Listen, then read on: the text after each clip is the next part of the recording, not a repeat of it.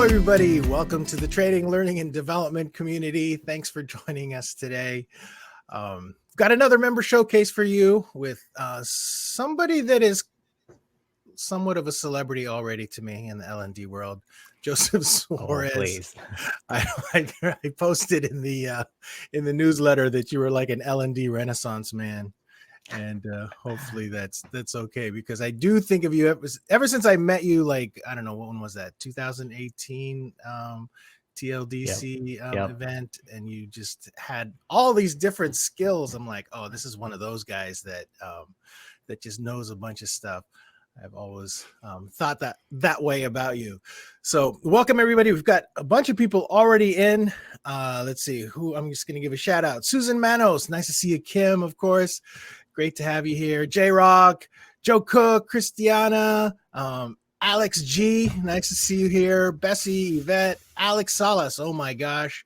Tim McClurg, oops, and Joseph, looks like that your webcam's disconnecting there. Heather in Seattle, Devlin Peck, whoa, Moash, Kristen, Nicole, Thomas, hey Tom, David, Janine, Maggie, thanks so much for being here, you guys. We'll get Joseph set up here. We have a bunch of questions in the Ask a Question area already for Joseph. And most of you probably know how this showcase works. Basically, I like to profile different members that come through TLDC and just ask them a bunch of questions, not necessarily about L&D, but about who they are. And just this thing that I sort of came up with over the holidays. I stayed away from my computer for about 5 days, which is probably one of the best things I've ever done ever. And I thought a lot about community. And one of the things that I really realized was that, a lot of content that we used to put out, especially on TLDC, just, that can build a community, but I really feel like community is built on connection. And so this is part of that effort, just being able to help you connect to others that are in the field and get to know them. And Joseph, of course, is somebody that you definitely should connect with and get to know. But going forward, I think a lot of what I'm going to try to do is just try to find ways to help facilitate connection. And if you guys saw in the newsletter yesterday, I just built out an AirMeet sort of instance called TLD Campus, which is AirMeet is a platform that I'm using for events, and check out that newsletter if you have questions about it. But it's going to be an always on place for TLDC members to go, and I'm going to start hosting some broadcasts there. I'm just kind of excited to see it grow out. I just really wanted to get it out there because I want to help people connect. And speaking of connecting with people, Joseph, how are you doing today? So far, so good. You ready for this? Aside from the camera issues, you ready? Yeah. I have that backup webcam ready to go. So all right, excellent. All right, so all 20 good. questions, and let's see what got voted up the most first. Oh, wow, we've got, of course, the highest voted one for you is a tool question. But I'm going to start with, what kinds of projects are you working on right now? I'd love to hear it. Yeah, so as some people may or may not know, as of November of last year, I have been an independent consultant, freelance e-learning developer, learning experience designer. So nothing too exciting I can report. I'm working on a course in Lectora, which is never the funnest thing to work in. And a couple other projects that both involve storyline. Wow. Okay. How you're working in Lectora right now? Wow. And that one is let's see, eLearning Brothers owns Lectora now, I think. That's they do now, and they are working on Lectora 21, version 21. Has it changed at all? I mean, can you see it? Has it gotten any better? I mean, that tool has been around for so long. Alex Salas is sending the college course for Lectora. Some would argue that it's legacy software. I know the eLearning Brothers would strongly disagree with that, and they're trying to do their best to make it something that's fresh and updated. They're doing a lot of work on the user interface, but I'll let people judge for themselves. Yeah. Okay. All right. So here's the next question. If you could have a tool or service that you don't currently have, what is it? So an existing one? I don't know if I necessarily want. I don't have a Beyond license. Mm-hmm. My past couple jobs I had, I got to use it, and it is what it is. You can do a lot with it really quickly, um, with some limitations. But I think it'd be nice to just have one of those to be able to pick up and use and do stuff with that. Make some quick custom animation characters and things like that. Yeah, interesting. So I want to sort of explore a little bit your experience as a YouTuber now as well. And so, Beyond, of course, is kind of more of an e-learning tool. But now that you've started releasing regular videos on YouTube, now what was the name of your channel again? It's called E-Learning Out Loud. E-Learning Out Loud. E-Learning Out Loud, you guys should check it out. Joseph has been releasing some really great videos. I especially love that last one about that was talking about your journey so far, especially in 2020, just sort of the impact that it had on you. But as far as your process, being a creator on YouTube, any tools that you wish you had in for those systems, and I'm sort of interested to hear about that. And Alex, if I'd love to hear what your take on it is too in chat. So there's kind of two sides to it. So there's the hardware aspect for production. So that's like the camera and lighting, which I already had enough stuff.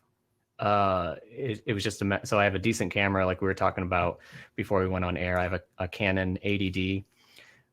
That was one that I was using at work for a while, and then I figured, what, if I get the same camera for use at home, I can, apply what I learned at work at home and vice versa. So I picked one of those up, and it works out pretty good until it dies on me 5 minutes ago. But it does really good for YouTube, and it took me a while to get the settings just right on it and the lighting in the room set, which you can kind of see the progression of that when you watch through my videos.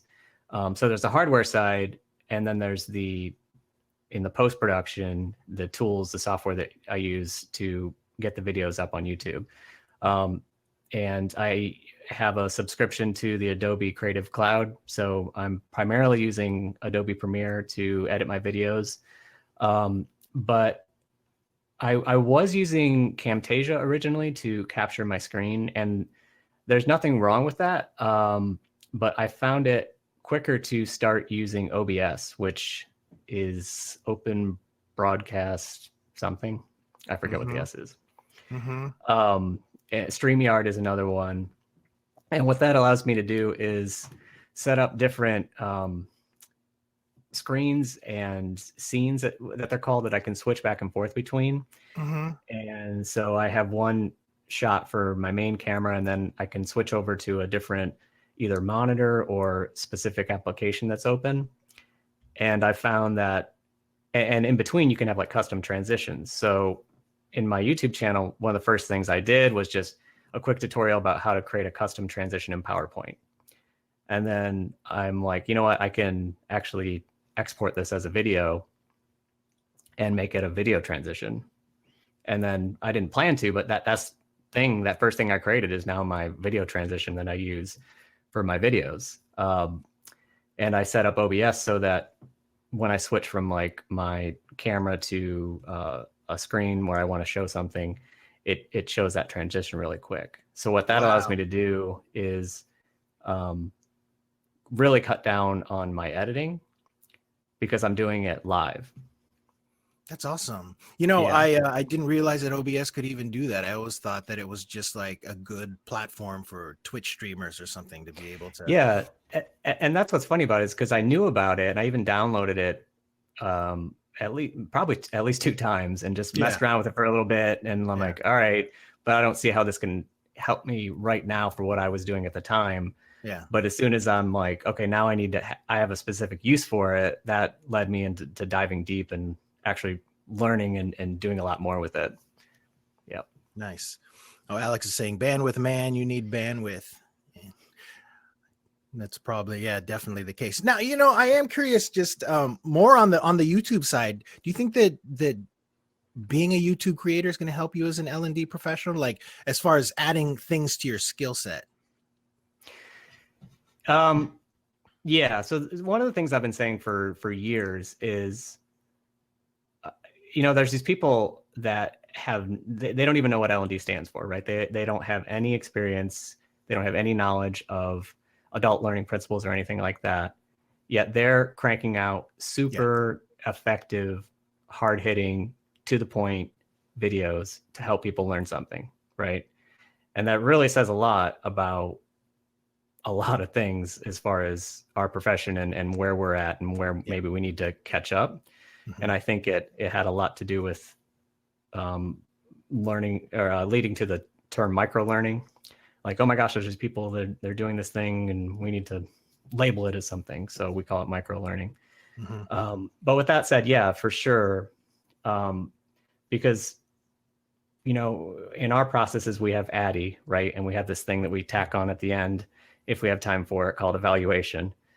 And sometimes we do it. Sometimes we learn, we have lessons learned that we can apply to our next projects.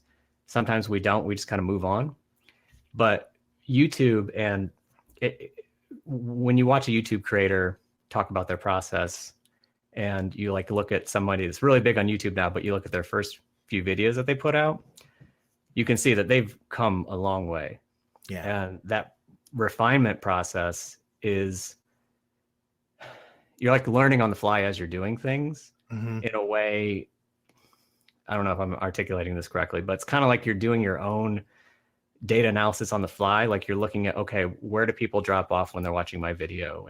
And what are the keywords that I'm using that really resonate with people and all that stuff. And you're slowly improving your process over time. And I really wish there was more of that baked into traditional L&D roles. That is awesome. It's kind of profound, actually. I'm going to have to give that some thought, because that just sounds. We should have a broadcast just kind of talking about that. I'd love to get a few YouTube creators together and just kind of talk about how it relates to L&D and just and the systems and processes and the ideas behind it. But that's great stuff. And also, Joe, maybe you can do an OBS session for TLDC at some point. Yeah. All right, that's a good idea. All right. So, Joseph, what do you wish you had known when you had started out in this crazy profession? We could reverse that question. Like, did I know anything when I was starting out? I would say, because like what we're doing right now, me being on camera and talking off the top of my head, I couldn't imagine myself doing any of this. So I think early on it would be recognizing that I have a voice and people actually find what I have to say valuable, and not thinking that, oh, I'm just different, I'm weird, and I should probably stay quiet in the background and work like more behind the scenes. That no, you do have some perspectives that add value to conversations and you should speak up more often. Yeah. No, that's great. There was that, it was funny yesterday. I was trying to finish up the newsletter. I ended up sending out the newsletter kind of late because I was running into some mental blocks about how to phrase certain things. And then I saw that Trish Ward had kind of retweeted this Simon Sinek post about, what did it say? It said something about like, sharing what you learn. The value of learning is greater when we share what we learn. That's what it was. The value of learning is greater when we share what we learn. And that really kind of launched me into this. Oh, wow, that's exactly what I was thinking. And I was able to get that newsletter finished. And I think that aligns with what you're saying right now, is that everybody has something to contribute. And as professionals in this space, it just feels like it's kind of a natural thing for a lot of the folks that are in L&D. So I totally agree with you. Let's see here. What else we got here? Let's talk about some projects that you've done. Is there a particular project that you're especially proud of? Yeah, there are a few. I think the biggest one, I don't want to take up all of our time talking about it, but it's really specific. So the best way to summarize it is, it was a web app. It was a performance support application that was delivered via iPad to a very specific pharmaceutical manufacturing audience. And I think you did. I think you did a broadcast on that one or talked about it. I recall like Years hearing about back. that. Yeah. What was it? What was it that you liked? I mean, that made you proud. It was a team effort, and it was so out of the norm for what the whole company actually was doing as far as L&D, and even in the L&D field at the time. I mean, basically, we were rolling our own. What do you call it? LX, not LMS, but the learning experience platform, LXP, right? Mm-hmm. We were basically rolling one of those before that was even a term. Nice. That's awesome. And that was when you were, was it you were in pharmaceutical or it was? Yeah. So I was at a pharmaceutical company called Cardinal Health for 7 years. Awesome. All right. And so what's the favorite part of what you do? What do you like so much about L&D that you've like stuck around for as long as you have? I think it's there's that aspect of, and it doesn't happen on every project. A lot of it is just, it's boring cranking out courses that no one's going to like. But there's that possibility that the things I could work on could help other people either in their day-to-day job or in their careers or whatever. Even the possibility of working on things down the road with like a nonprofit or something that could have enormous benefit versus just kind of clocking in and clocking out and as like an accountant or something, you know? I think, that's one of my favorite parts of doing this is because that's like kind of a consistent theme about talking to different people about how they feel about their career is just that they're interested in helping people. I think that's one of the reasons why I probably couldn't do this for, any other verticals or any other industries, because I think it's just, it's just that generosity seems to be kind of like the primary thing for a lot of people. And in that vein of things, is there a person or is there something that just keeps you inspired to stay in L&D? Well, I'm fortunate enough to know and have some collaborative partnerships with the wonderful Kara North, and she is as wonderful as she appears to the world as, when she's sharing all her awesome stuff. So being able to have a podcast with her and just be able to chat with her, as busy as she is, if I say, hey, do you got a minute, she'll drop whatever she's doing and chat with me. So she's definitely one. And then there's just so many people in this industry. Just the vast majority of people are just open and helpful. And again, just there's so many other industries where that's not the case. So yeah. Anybody outside of L&D that keeps you inspired? Not so much individuals, but I do just like to keep track of like design trends and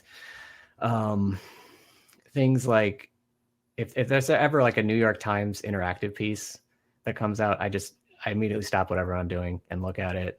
And things like that. Like the best way I can sum it up is like digital storytelling.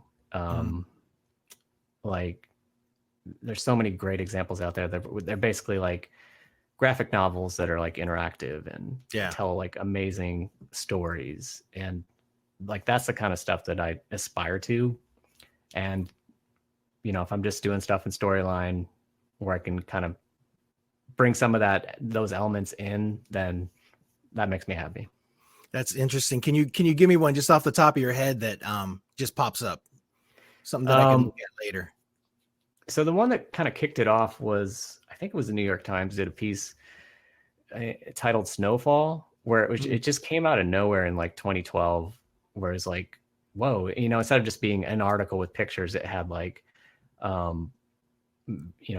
videos in the background and rotating maps of mountains and things. And it probably doesn't look that great now, but at the time when it came out, it was like, wow, things can actually be different. Things can be way more interactive. And there's been tons of that kind of stuff since. Yeah, I think I remember that one. That one really like had an impact on journalism and just the, just how things were moving in the in the direction of digital. And yeah, I recall that one. So how do you continue to learn in order to stay on top of your professional development? So you get inspired by the digital storytelling. Is there anything else in particular that you do to make sure that you continue to be the Renaissance man that you are? um, I guess I have this weird process where I'm like, okay, where am I getting complacent? Where do I think I know too, like not too much, but where's my process seem too solidified?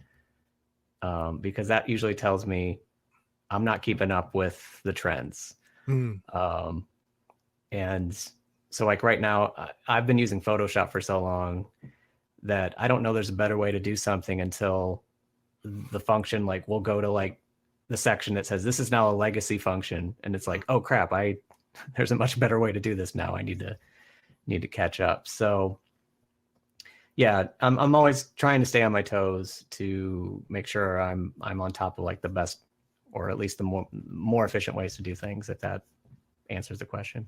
Yeah, yeah. I mean, how do you find out about these things? Social media, or do you subscribe to newsletters, or what's your process for that? Yeah, so I still use Feedly, which is a RSS reader. So I'll navigate to that every once in a while, but more so now uh, I basically use YouTube and only subscribe to channels that I think I'm going to find useful. Hmm. So it's people kind of doing things similar to what I'm trying to do, very specific video tutorials on using different things like OBS and Hmm. Adobe tools and things like that. Hmm. Hmm. Yeah, YouTube seems to be, it's kind of a yeah, that's a resource for me. Absolutely, especially on the music side. I get a ton of stuff on that end, but then for development, and then and that's one of the things that I miss about kind of being in a in an office and working with at a larger company. That there's a ton of people that do development where I work at O'Reilly, and I just can't believe like how much I've learned just by sort of chatting with somebody, and they're like, oh yeah, there's a different way to do this, or this is like, here's how to make this process so much easier. And I just can learn so much in a given day from so many different people, and I kind of miss that. Yeah, yeah. Let's see what else. And I want to get to this question, like, oh, and we have one from David too. Let's see here. Where did J Rock's question go here? Okay, here we go. Has becoming a YouTuber changed your perspective on project work? For example, has it lent to being more picky or bold in projects you accept? Has it made you hungry for new experiences for creating content? That's a good question. Um, that's a big question. Many questions in one, I think. I'll say this. So, I mentioned earlier, like, um, or maybe I didn't really hit it. So I learned a lot in like the first couple weeks that I started doing stuff, and I had tons of experience with video in a corporate setting prior to this. So, and even in some of that, I would upload to platforms like YouTube and Vimeo. So I thought, okay, I'm just going to do more of that, and it's a total shift in mindset, that I just didn't think I didn't appreciate, I guess, as much as I should have. So um, things like going out and finding OBS and things like that totally had to change up my process. But I will say this. So I do own other pairs of clothes. If you've only seen my videos, you only see me wear this. Um, I put this on, obviously it's got my podcast on it and branding. Um, but I to kind of answer J Rock's question, if someone sees me in a hoodie and thinks that's not professional, chances are that that is probably someone that I'm not going to work well with in the first place. Mm-hmm. And I'm learning that I got enough opportunities coming in that I can be a little bit more choosy. And the hope is that I can kind of gravitate towards the things that I want to work on, not necessarily the things that I maybe have to jump on to get work to pay the bills. So J-Rock, if it answers your question, I wear this hoodie, and if that gives people the wrong impression that I'm not very professional, then that kind of filters people out that I don't want to work with. Yeah.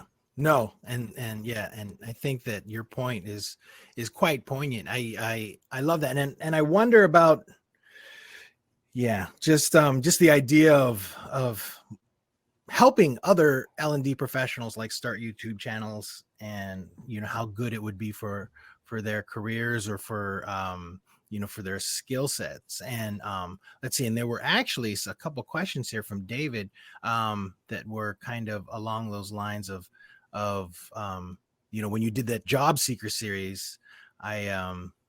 I thought that was really, I mean, I love that whole series, and I feel like you kind of established a voice that really helped a lot of people. I got messages from folks that were saying this is such just such good stuff. But let's see, David is asking, do you have any networking advice and or ways you stay active in the L&D community?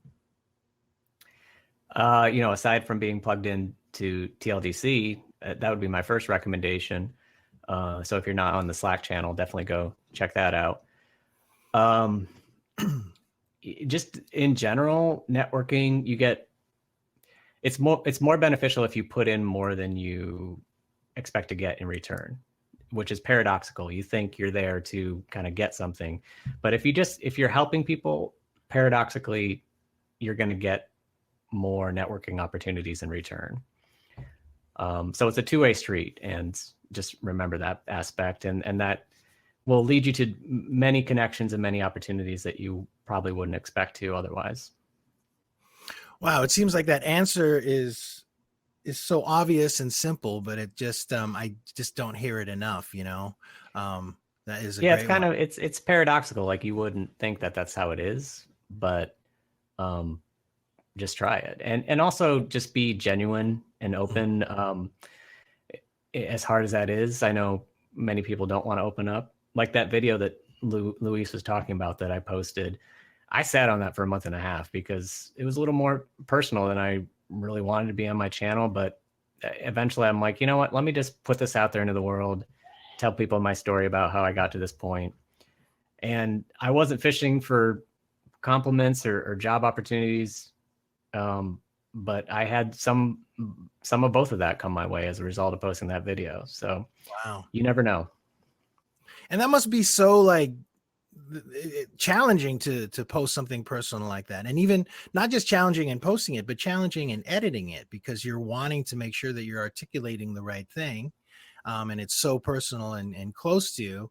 And so I'm sure that just putting it together was a challenge. Yeah, but it was fun though. Yeah. Because the whole impetus behind it was when I finally made the decision to go out on my own. Mm-hmm. It was like, I've got to return this laptop. Is this really the fourth laptop I've returned in 12 months? Yeah. So rather than being down about that, it's like, you know what? That's how 2020 happened to me. So let's just roll with that. Let's just make a funny video about it. And I'm really happy with how it turned out. Yeah, no, that's great. I love it. I love just the style of it all together. And you did such an excellent job.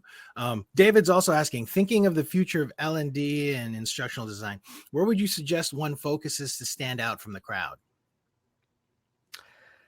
That is an excellent question. I think it would be dependent on like where you want to go with it. So do you want to be more on the instructional design / learning experience design side of things, or more in e-learning developer, production side of things? So if it's the latter, I would say kind of do what I was mentioning earlier, like find sources of inspiration that are outside of L&D, and really kind of, if you're using a tool like Articulate Storyline, try and see if you can mimic the kinds of things you're seeing as design trends right now. See if you can mimic that in Storyline. Same thing with like video. Like, what can you do with video that maybe you're not seeing people doing in this space? That if you work at a job somewhere, what can you do to make an impact, or a video more impactful?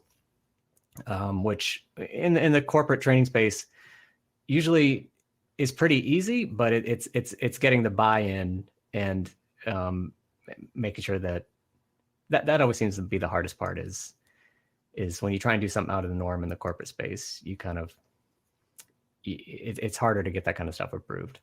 Right. Right. And I can't speak as much to the other side, instructional design, learning experience design, or at least I can't think of as good advice off the top of my head, other than just to keep following people in this community and elsewhere that seem to be on top of things. A lot of them are in the chat here today. Right. Yeah, definitely. Definitely. And on the YouTube side, is there anybody in that space that has kind of influenced the way that you produce your stuff?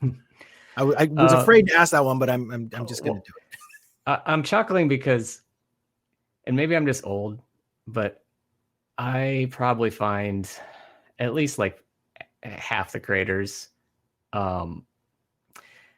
obnoxious. I'm just going to say it.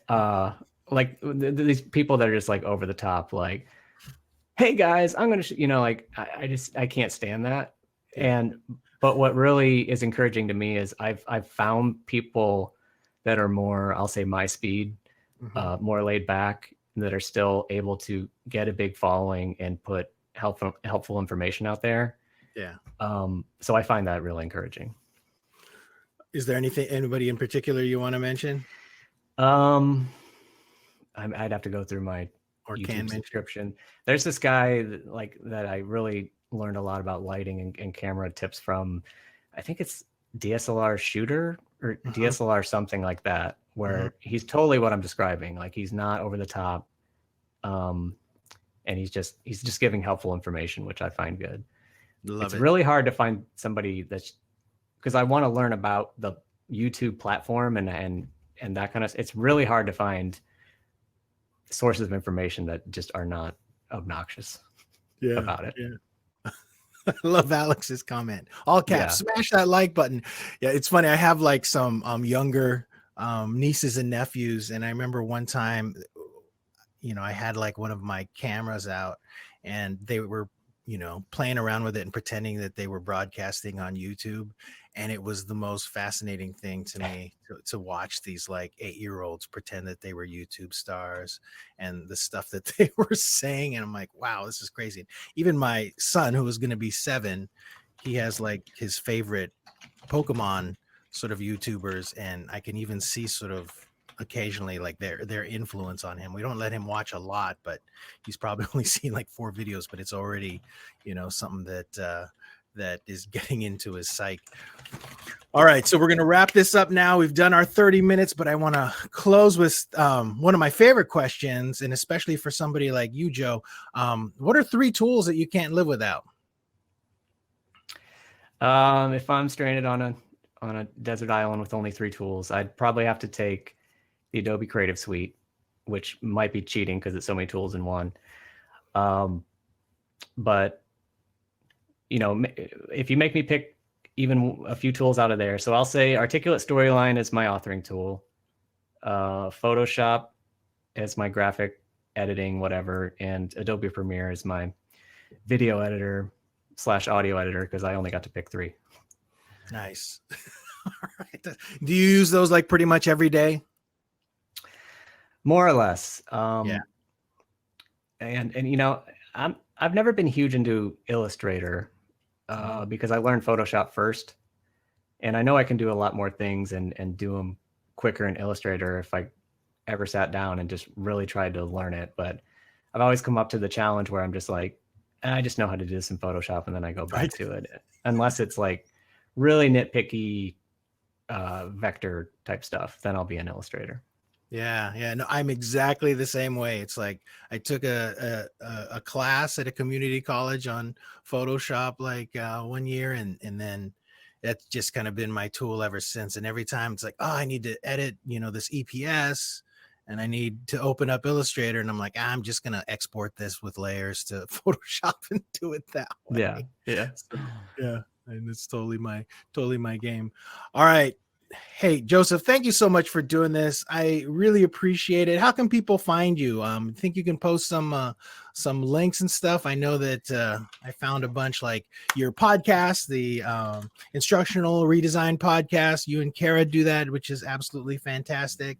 There you go. You've got your website, and then I think J Rock posted a link to your YouTube channel earlier. I think everybody, Okay.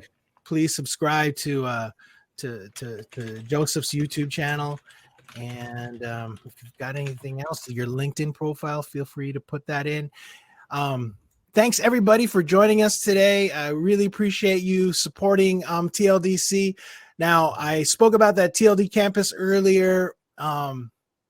It's sort of like a soft launch for me to get that thing going. But tomorrow I'm going to do a broadcast where I'm just going to be sharing how I edit audio and video for distribution. Like specifically, I'm probably going to be just editing this episode and posting it in our podcast channel and also our YouTube channel. I'll show you guys how I do that, and maybe even get into what I'm doing on Webflow with it, how I post in there too. So if you remember, jump in. I kind of has to be kind of a member thing because I'm trying to keep the quality up, and I can't just have it open to the public otherwise, because there's just too much to that interface that that can't just be freely open. But feel free to join me tomorrow if you can.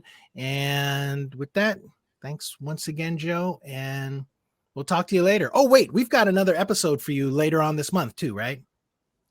Yeah, we do. So it's going to be tied to a little bit to my YouTube channel, but more about just working out loud, and kind of how I'm doing that through my YouTube channel. Love it. Can't wait. All right. Okay, guys. Thanks a lot. Have a great day. And we'll talk to you and see you soon. Bye, everybody.